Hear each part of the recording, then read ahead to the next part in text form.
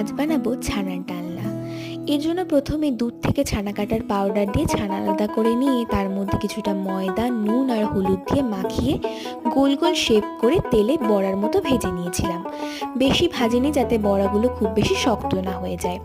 তারপর ওই তেলের মধ্যেই কিছুটা আদা, কাঁচা লঙ্কা, টমেটোর পেস্ট দিয়ে একটু কষিয়ে নিয়ে তার মধ্যে স্বাদ মতো নুন, চিনি আর হলুদ দিয়ে আবারও কিছুটা কষিয়ে নিয়ে দিয়ে দিয়েছিলাম আগে থেকে কেটে রাখা আলু। তার মধ্যে দিয়ে দিয়েছিলাম কিছুটা কাশ্মীরি লঙ্কার গুঁড়ো আর তার সাথে কিছুটা গরম মশলার গুঁড়ো। এবার ভালো মতো কষিয়ে নিয়েছিলাম যতক্ষণ না আলুটা সিদ্ধ হয়ে যায়। আলু সিদ্ধ হয়ে গেলে আর তার সাথে মশলা থেকেও তেল ছেড়ে দিলে তার মধ্যে দিয়ে দিয়েছিলাম জল। জলটা একটু ভালো মতো ফুটিয়ে নিয়ে তার মধ্যে বড়াগুলোকেও অ্যাড করে দিয়েছিলাম।